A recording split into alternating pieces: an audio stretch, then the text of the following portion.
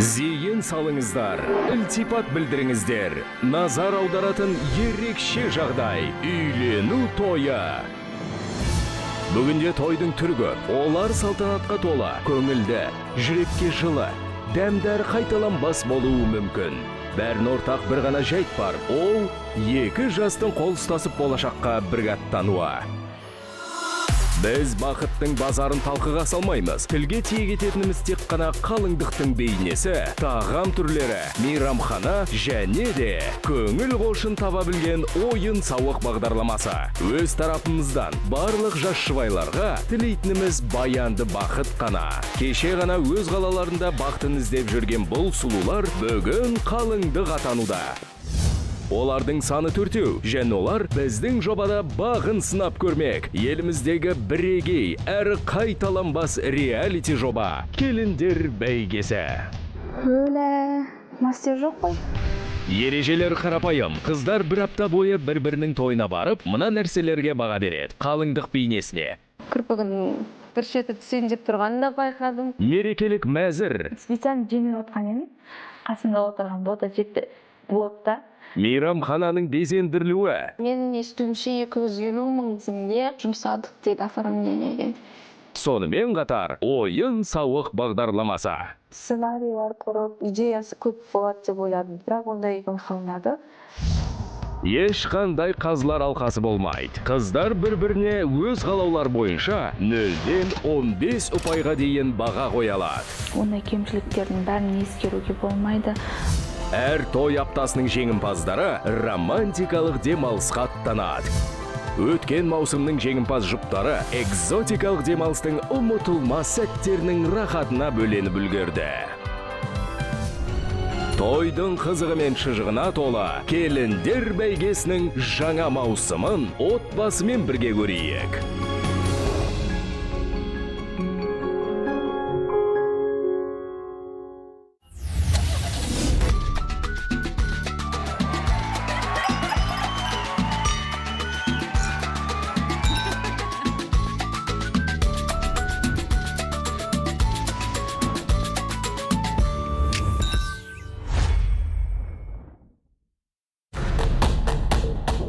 Бұл апта қазақ хандығының көне астанасы болған Түркістанға аттанамыз. Бүгінде шағын қалада бар болғаны 260 мың тұрғын мекен етеді. Және жыл сайын мұнда 1800 үйлену тойы өтеді екен. Түркістандықтар өз қалаларын Азияның жүрегі деп санай және туристерді қасиетті орындарды көру үшін шақырады. Соның ішінде Қожа Ахмет Яссауидің бірегей кесенесі де бар. Бұдан өзге 2017 жылы Түркістан түрк әлемінің мәдени орталығы ретінде таңдап алынды. Парсы тілінен аударғанда Түркістан сөзі ер жүректілер елі деген мағынаны білдіреді. Бүгін біз үйлену тойы сайысында бақ сынасуға бел буған батыл қалыңдықтарды тамашалаймыз.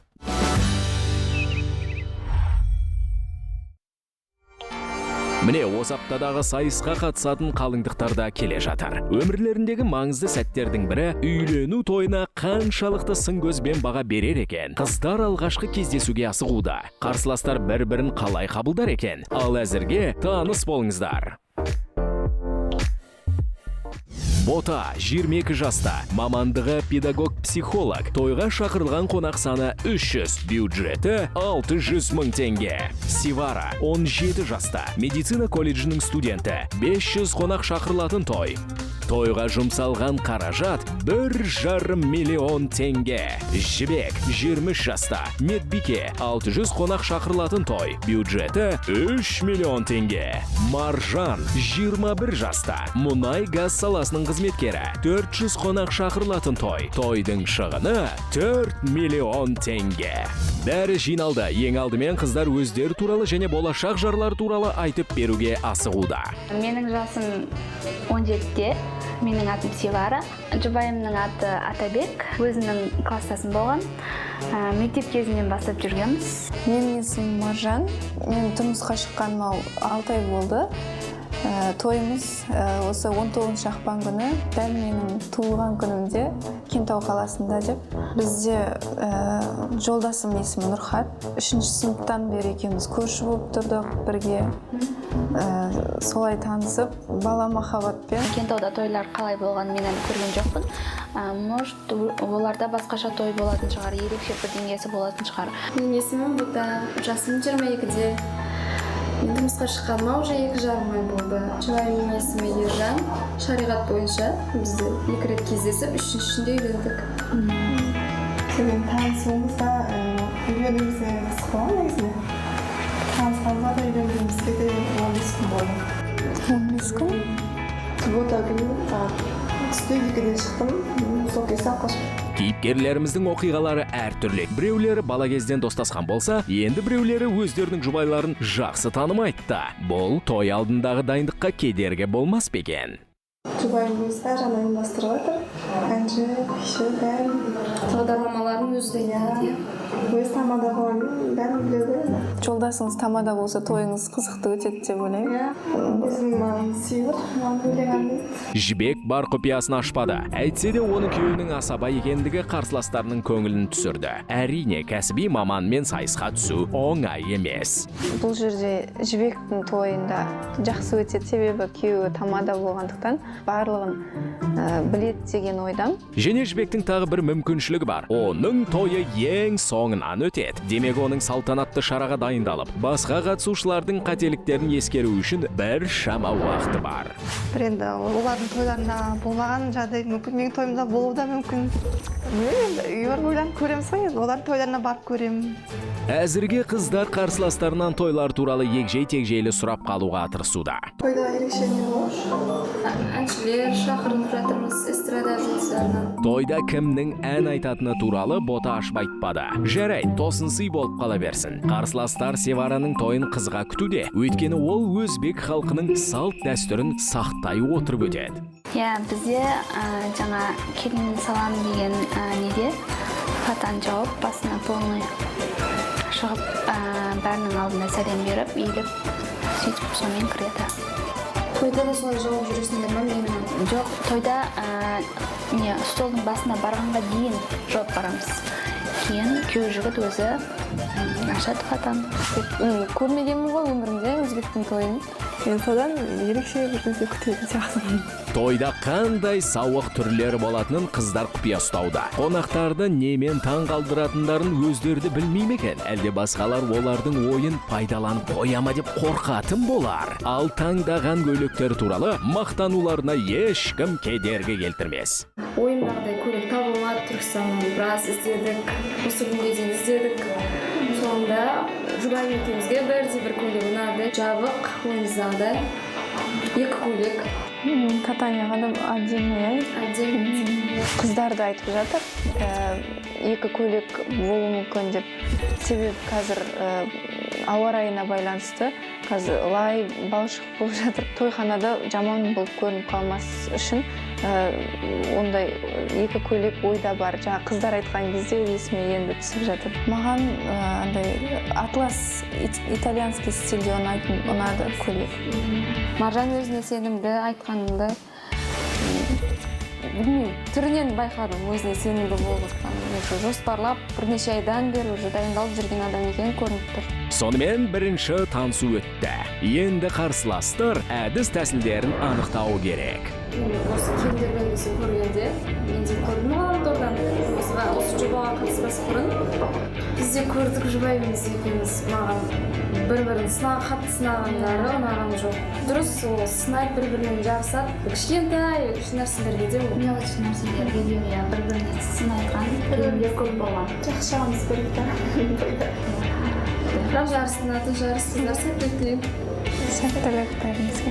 Жоқ, мен жаман ойым жоқ, әртүрлі түрде бағалаймын. Жоғары бағалаймын, ешқандай төмен баға қоямын деп ойламаймын.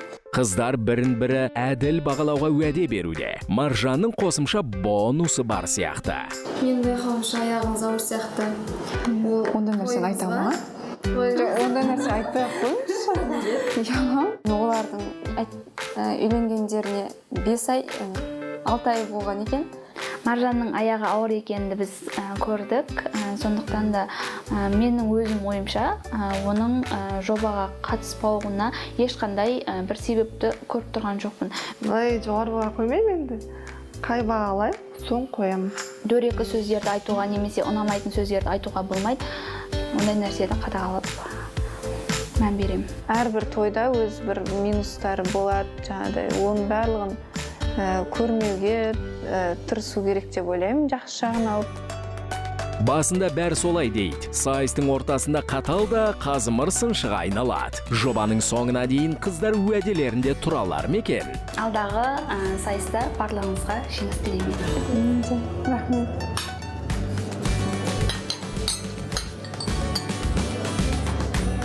Енді жобаның аты жоба. Әрине бұл жерде бір-біріне туысым немесе андай ретінде қарауға болмайды. Бәріміз бұл жерде бір-бірімізге бәсекелес болғандықтан. Мен үшін ең бастысы жеңіс емес, жай бағымды сынап көру. Бағымызды жеңем деп үміттенемін. Конкурент деп ешкімді көріп тұрған жоқпын. Жұбайым деген сеніп тұрмыз. Осындай жобада отырмыз. Сонымен 4 қалыңдықтың қайсысы жеңімпаз атанып, той саяхатына аттанатынын аптаның соңында білетін боламыз. Еще ұнап тұрған жоқшы екен. Ту, Ержан енді осы жерде сөйтіп ұрыс шығарып тұратын жер ма? Ана жерде енді үлкен кісілер болады, ұят деп санаймын өзім. Өз тойына алғашқы болып қыздарды бота шақырды. Мейрамханаға 300 қонақ шақырылған екен. Салтанатты кештің бюджеті қарапайым, бар болғаны 600 мың теңге. Той иелері бір нәрсені ашып айтпай тұрған сияқты болып көрінді. Бірақ өздері осы соманы көрсетуді ұйғарды. Ал біз айтылған сөзді бұрмалай алмаймыз.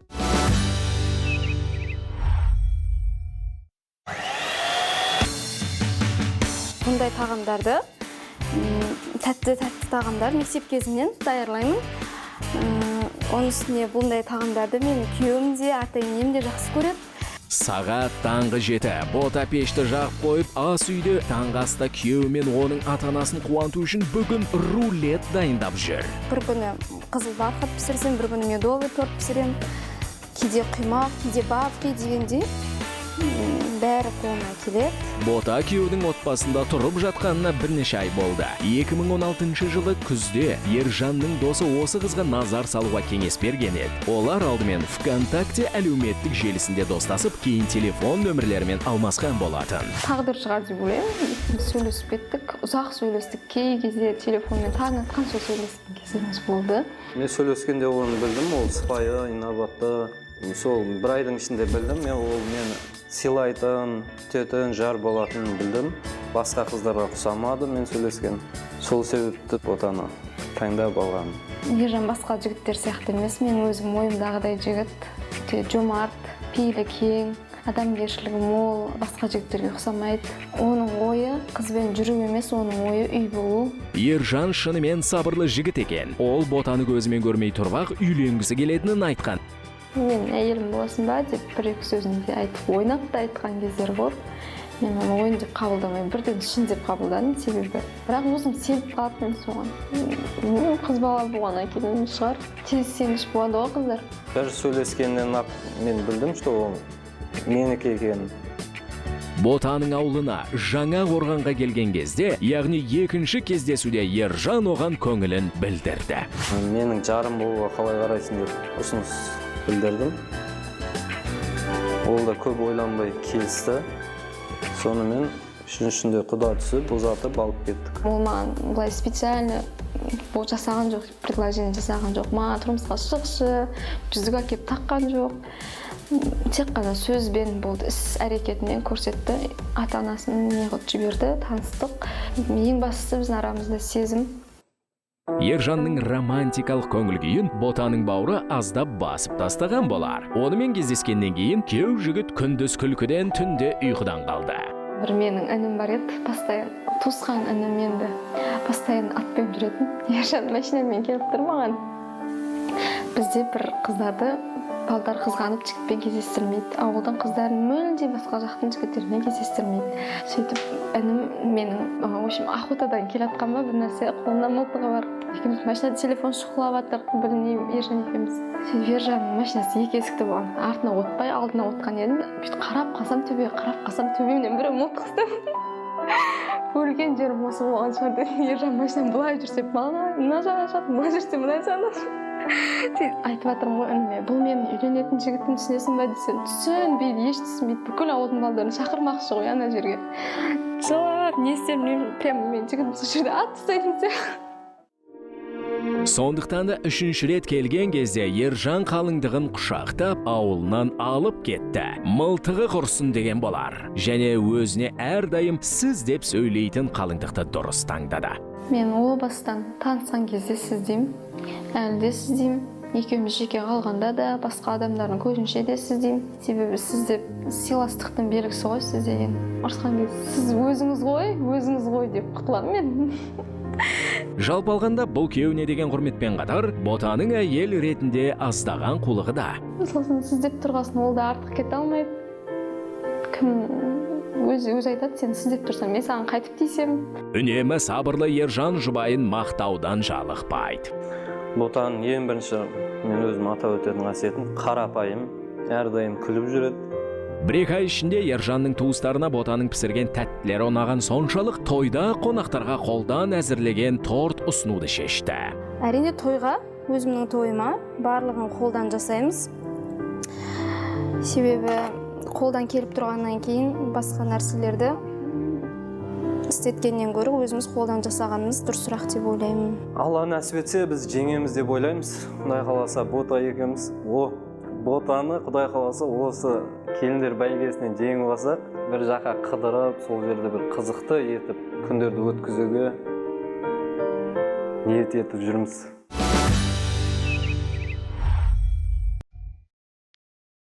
Сағат 9:30-да қалыңдық сұлулық салонына асығуда. Жоспар бойынша алдымен маникюр жасату керек. Қалыңдық ұйықтамады деуге болады. Таңғы сағат 5-ке дейін қонақтарға арналған тәтті дәмділерді пісірген қарсыластар мұнда еңбекті бағалар ма екен? Бәрін өзіміз қолдан пісірді. Иә, пісірген. Жұмысына қоғазды ұйықтаймын ойланып.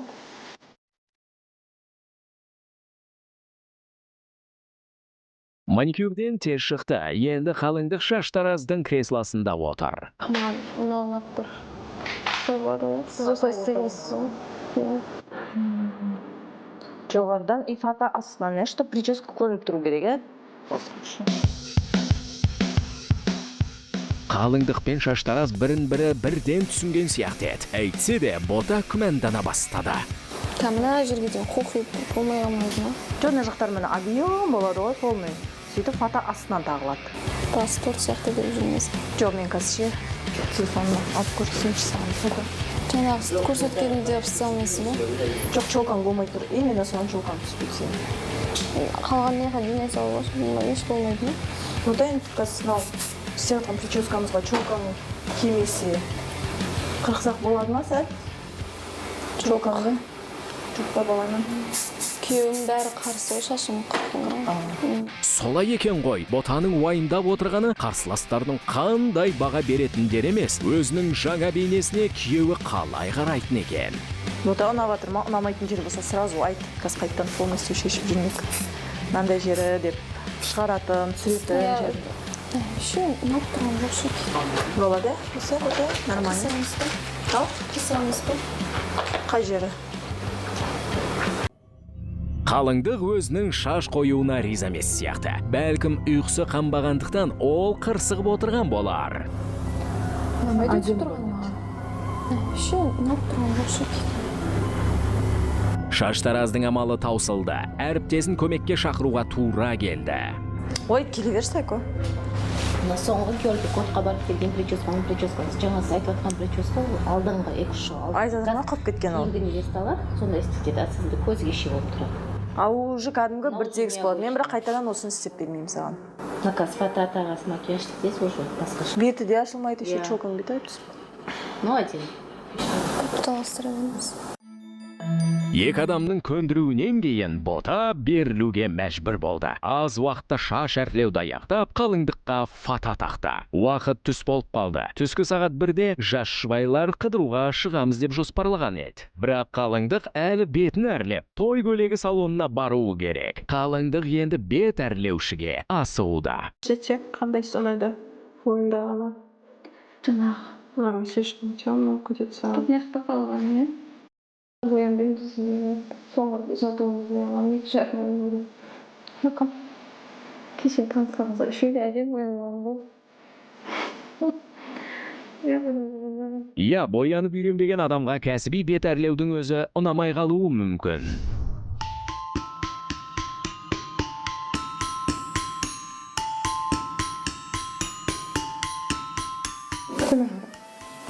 Көзімде сорып отыр. Екі көзім қып-қызыл болып. Тамаша. Іштері ауырып кетті, қанталап, иә. Сыртқа шыққан сонда болды.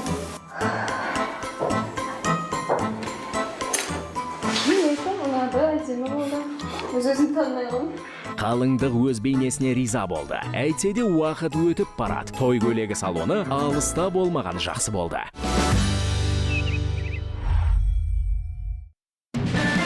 Міне, қалыңдық ақ көйлегін киді.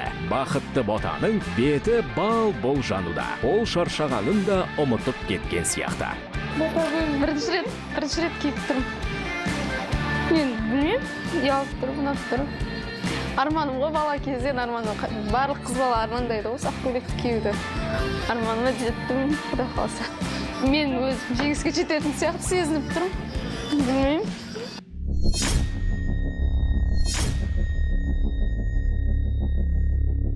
Көйлегде су болып қалған сияқты сол кезде. Эмоцияларын көрдік біз, әрине.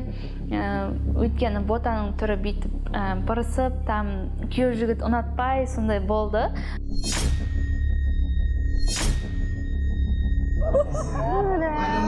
Серке барып деп келетін былай күткен жоқпыз негізінде. Күйеу жігіттің көңіл күйі болмай тұрған сияқты. Жоспарланған кестенің бұзылғанын уайымдап тұрған секілді. Өлеңді айтпайсың ба? Ту, Ержан енді осы жерде сөйтіп ұрыс шығарып тұратын жер ма? Барлық салонда беретін еді, мен қақтан білейін бұл жерді. Онда базарда көп ала саламыз. Базарда көп екен біліп тұрмын ғой, аяқтан болды. Қазір кеш болады. Уақыттарын жеткізе алмай жатыр. Тонды химиялық тазалауға беруді естен шығарғандарын байқады. Көйлек те жабық болмай шықты. Арқасының бәрін тазаланбағанға ұқсайды да. Бір қалыңырақпен жауатын бір возможность болса, сондаймен жауыншы лажы болса. Атласпен жаба ма? Атласпен жауып береміз. Жас жұбайлар ашық көйлектен жабық көйлек жасаудың амалын ойластырып жатқан кезде, күйеу жігіттің үйінде салтанатты тойға дайындық жүріп жатқан еді.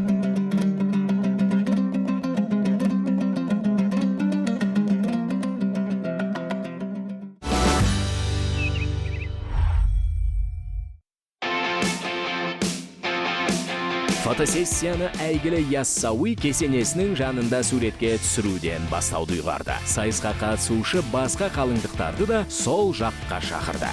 Сәлем бота.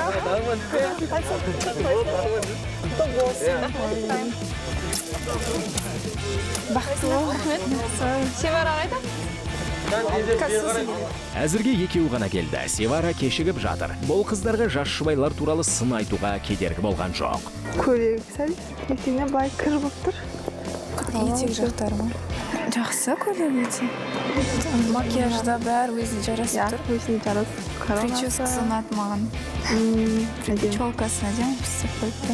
Ботаны көргенде макияж, шашын бәрін профессионал істеген көрініп тұр. Бәрі өзіне диадемасы бәрі өзіне құйып қойғандай жарасып тұр. Көйлегі сәл-сәл етек жағы қаралы күлеу екені бірден байқалды. Ботаның кеше көрген кездегі түрінен қазіргі түрі өте мүлдем өзгеше болған. Және де көйлегі әдемі, өзіне жарасымды, макияжы да, прическасы да өзіне жарасымды болған. Және де маникюр де әдемі болыпты. Демек қалыңдық бекер қырсыққан екен. Қарсыластары оның бейнесінен мін таппады. Дегенмен әлі кеш емес. Қыздар қалыңдықтың екінші көйлегін қалай бағалайтындарын көрейік. көтеріліп кетті. Оны да былай көтеріп жүру ыңғайсыз шығар. Мен олай көтерген қаламаймын.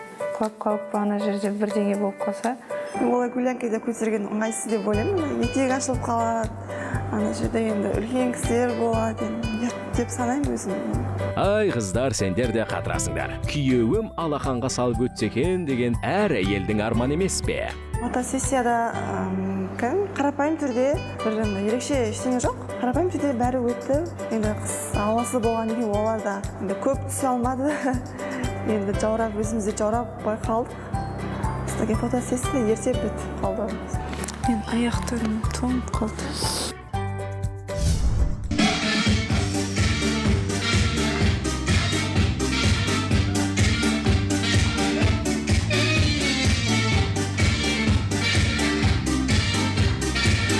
Иә, ақпанның ортасында нағыз қысқа орай болды.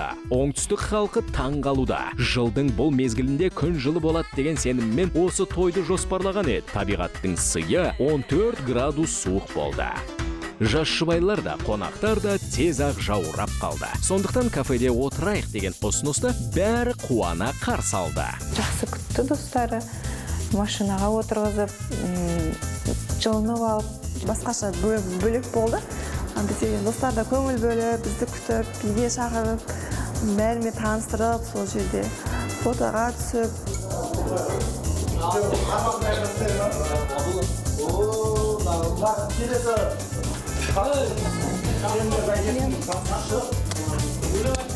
Қалайсың жағын, бақыт тілеймін саған. Севара. Бүгін бізде никах деген бір неміз бар. Сол себептен Ботаның гулянкасіне шыға алмай қалдым. Сізге қалай енді Ботаның макияжы нелер ұнады ма? Скромный макияж болған. Макияжы андай шірене емес та, біреулер мысалы бүйтіп тендар қойып, бүйтіп өзіне мысалы түріне жараспай қалды. Кірген кезде мен оны онша танымай қалдым. Сөздің ашығы бір өзгеше, бір басқаша көрінді келін көйлекте. Ботаның тойындағы үлгісі маған ұнады. Севара келгеннен кейін үшеу жас жұбайлармен аздап билеп, содан кейін мейрамхананы тексеруге аттанды.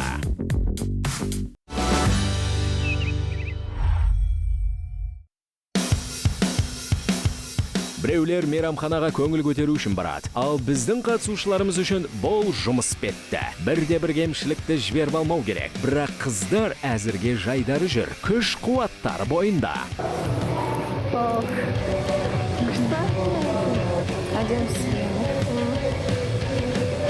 Оформление садим, яркий цветок, цвет яркий, цвет необычный цветик. Ресторанның сыртқы көрінісі, яғни ол үлкен, андай светтері де, андай богатый светте. Ал ішке кірген кезде менің ең алғашқы байқағаным ол ресторанның люстралары болды. Өйткені олар өте үлкен болды. Жарық өте көп бөлгендіктен адамды сразу өзіне вниманиясын өзіне аударып тұрды. Аспа шамдар жарық болып тұр, бірақ олар жылытпайды.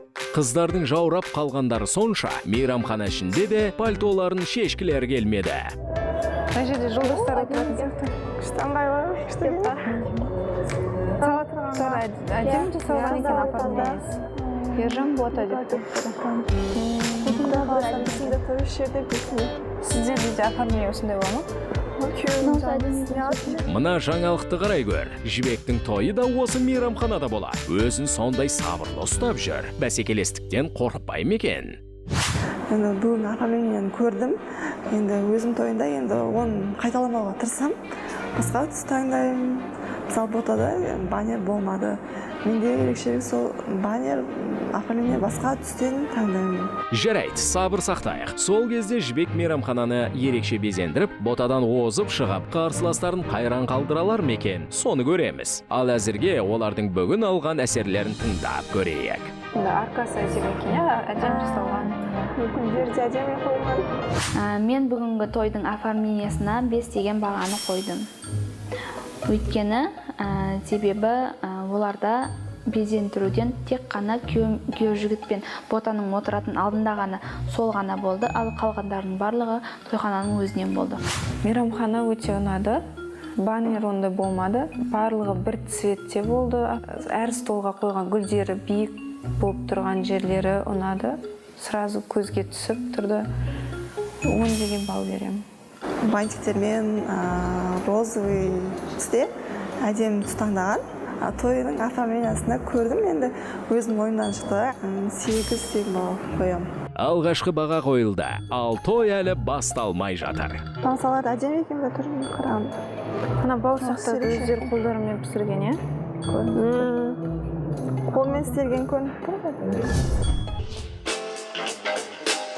Дәмін татып көрген кезде қолдан әзірленген тағамдарды қалай бағалайтындарыңды көреміз. Қыздар дастархан басындағы өз орындарына жайғасты. Бірақ тамақ ішуге ұялып, есесіне өздерін санитарлық эпидемиологиялық станциядан келген тексеруші іспетті ұстап отыр. Қолдарына перчатка. Шаштарын жинап істегендер. Дастархан басына келіп, тамақ ішпей отыру қиын. Қыздар шыдай алмады. Той басталмай тұрып тамақ іше бастады. Бастаймыз ба? Бастайық шығарма жоқ. Жұмын бар? Не қосын кешті? Капуста. Сізге салайын ба? Мен андай свекла жемеймін. Міне, күйеу жігіт пен қалыңдық та келді. Қарсы алыңыздар.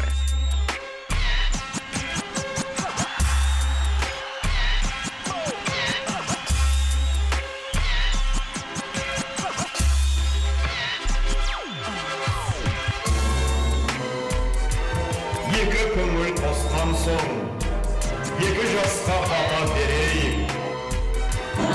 Сценарийлар жақсы болып, басында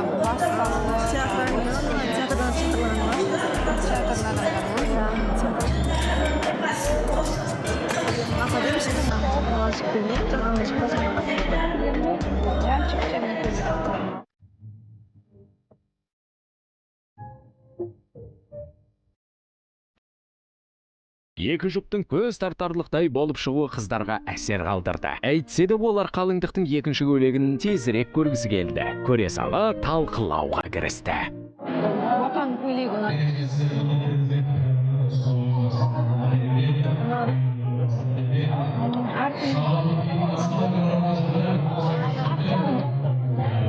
Атын жалғап түскен, Иә.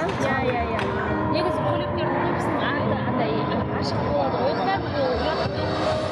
Көлеңкіден қарағанда көйлегін ауыстырылған. Көйлегін ашық емес, арты жабылған көрініп тұр. Арты ашығы жабылған көйлек матамен ашылып. Өте ұзын да емес, қысқа да емес, өзінің ыңғайлы. Артына атлас ілінгені байқалып тұрды, тігілгені. Өйткені свадебный салондарда барлық көйлектің арты ашық болады да, сондықтан да ол жапқан дұрыс деп ойлаймын. Өйткені ол жерде көпшілік адам болады. Ботан образына көңілім қатты толмады, себебі арт жағында, көйлегінің арт жағына бір мата қоя салған сияқты. Ол бір түрлі көрініп тұрды, кішкене. Мұндай ерекше шешімге көйлек дизайнері не дер еді? Әрине оның пікірін біле алмаймыз. Ал қыздардың қалыңдық бейнесіне қандай баға бергендерін дәл қазір білетін боламыз. Өзіне құйып қойғандай жарасып тұр. Сол себепті 10 деген балл қоямын. Диадемасы да, фатасы да бәрі өзіне үйлесіп тұр. Олардың образына 7 деген балл беремін. Себебі екеуі де екі көйлекте сәл-сәл ұқсайтын сияқты болып көрінді. Ботаның бүгінгі жалпы образына мен 14 деген балды қойдым. Өйткені маған барлығы ұнады.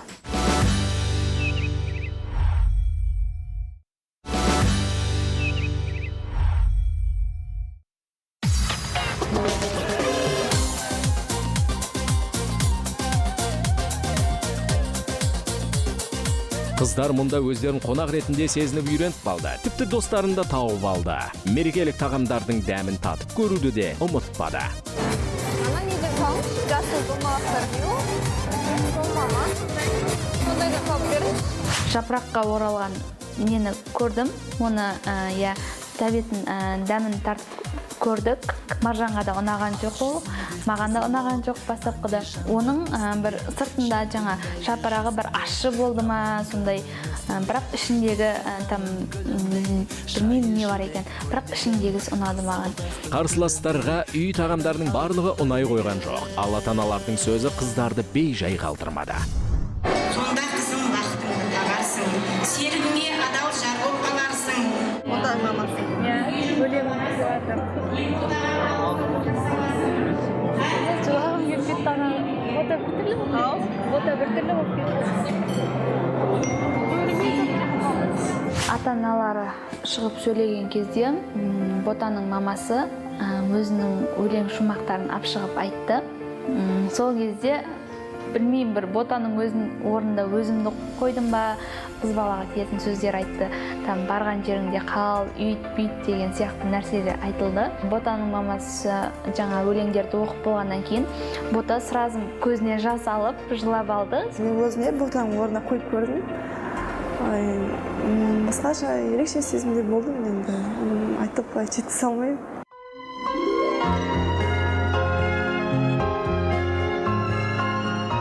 Әсерлі сәт біртіндеп романтикалық кезеңге ауысты. Бұл Бота мен Ержанның махаббат биі. Әрине мұнда да қызықты сәттер болды.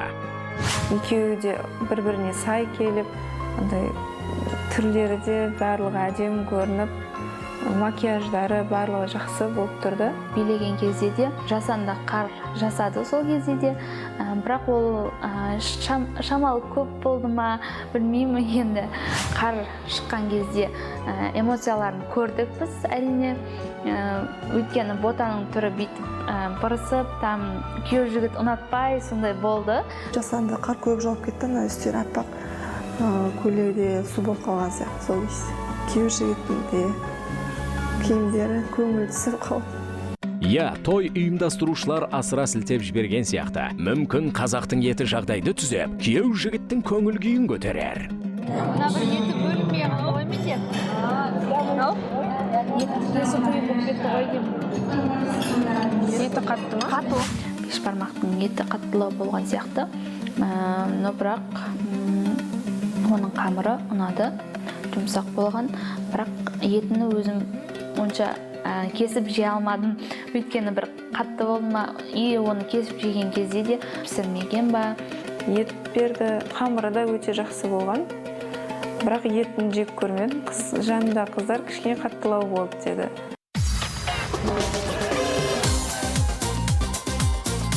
Қыздардың іші пыспады. Мерекелік бағдарламада ән мен би көп, асабаға да көңілдері толды.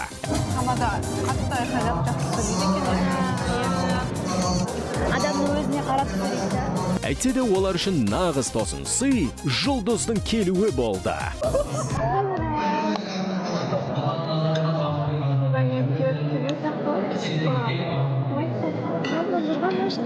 Бізге Бота кездескенімізде айтпаған еді. Сергей Ибрагимов келеді деп, әншілер келеді деп, ондай ештеңе айтпады. Сергей Ибрагимов деп келеді, күткен жоқпыз негізінде. Біз ондай әншілер келеді деп ойлаған жоқпыз негізінде. Олай эстрада жұлдызы ғой, шығып жүрген.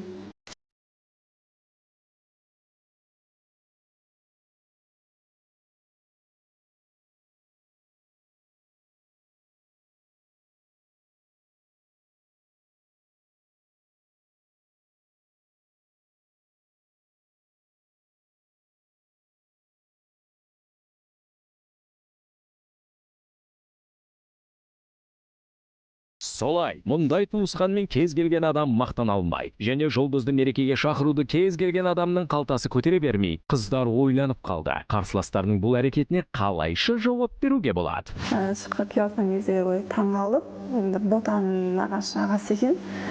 Өлеңдер айтты, өлеңдеріне бердік, бірге фотоға түстік. Жақсы ән айтып, адамдармен көңіл көтеріп, қызықты өткізді тойды. Тосын сыйлар мұнымен бітпеді. Тіпті бұл күйеу жігіттен қалыңдық үшінде күтпеген жағдай сахнада жібектің күйеуі пайда болды.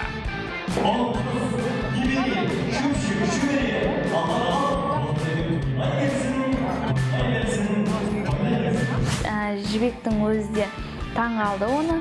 Бұл жігіті шыққан кезде уже андай шустрый тамада, андай бәрін өзіне қарататын, даусы да қатты керемет шығып тұрды.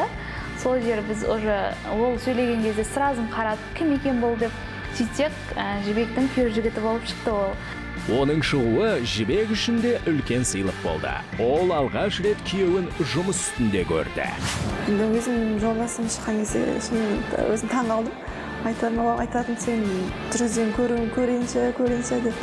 Бүгін куә болып өзім көрдім. Біз оны күтпедік. Өте жақсы жүргізеді екен. Ойнап сөйлеп тұрғандары жастамада екен білініп тұрды. Мен салыстырып көрдім. Тойдың тамада, алғашқы тамада мен өзім жолдасын салыстырып көрдім.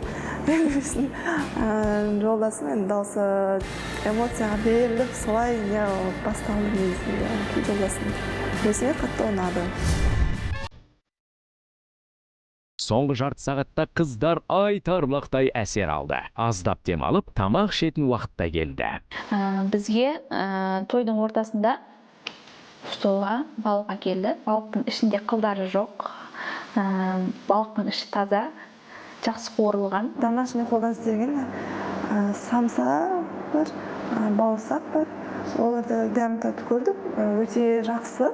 Қалыңдықтың қайын жұртымен бірге түні бойы дәмді тағамдар әзірлегені бекер болмаған екен. Ботаның тойына барған кезімізде тойып қайттым әрине.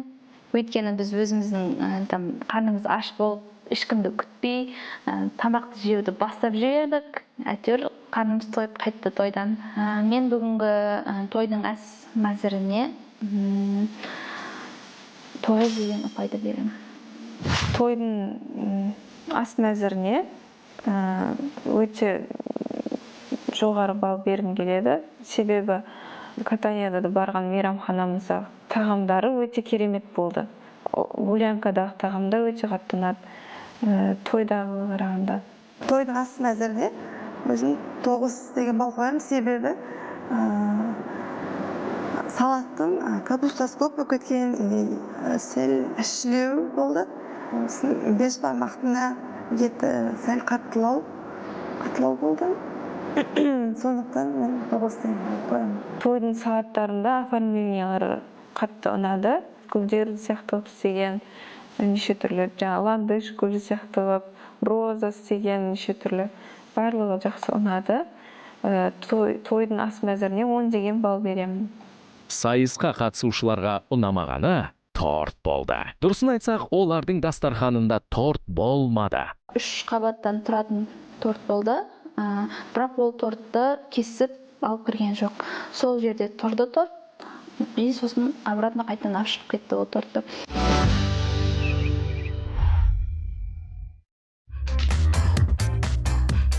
Сонымен тойда аяқталып қалды. Бәсекелестер ботаның достарымен бірге шығып, жастарға денсаулық, байлық және көп балалары болуын тілеп тастады. Енді шоу бағдарламаның бағасын естіртетін уақыт келді. Тойда ойын болмады. Әнде, биде жақсы болды. Ойын болғанда қызықты болушы еді. Ортасында әншілер, бишілердің номері көп болып кетті. Сондықтан да оған 8 деген балл бердім. Ботаның тойын бағдарламасына 9 деген балл беремін. Қатты көп емес, слишком аз да емес деп ойлаймын бұл балл.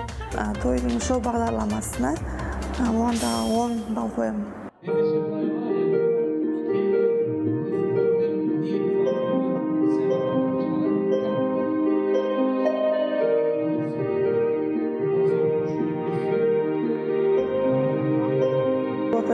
Рақтор керек еді.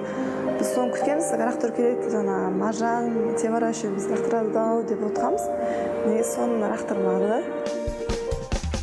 Жақсы, бір шоқ гүлді сенімді қолға тапсыра ма? Әлде шамалап лақтыра сала ма? Мұны қалыңдық өзі шешеді. Ал біз бүгінгі салтанаттың қорытындысын шығара аламыз. Мейрамхана безендірілуіне қарсыластар 23 балл берді. Ойын сауық бағдарламасы 27 ұпайға бағаланды. Мерекелік ас мәзіріне қыздар 1 балл жоғары, яғни 28 ұпай қойды. Қарсыластар қалыңдық бейнесін одан жоғары бағалады. 31 ұпай. Сонымен бота өзінің тойы үшін алуға болатын 180 балл балдың 109-на қол жеткізді. Бұл айтарлықтай жақсы көрсеткіш. Бірақ алда әлі 3 той бар. Бүгінгі той салтанаты көшбасшы болып қалала ма, көреміз. Мен бұл тойды өзімнің тойыма бәсекелес ретінде қараймын.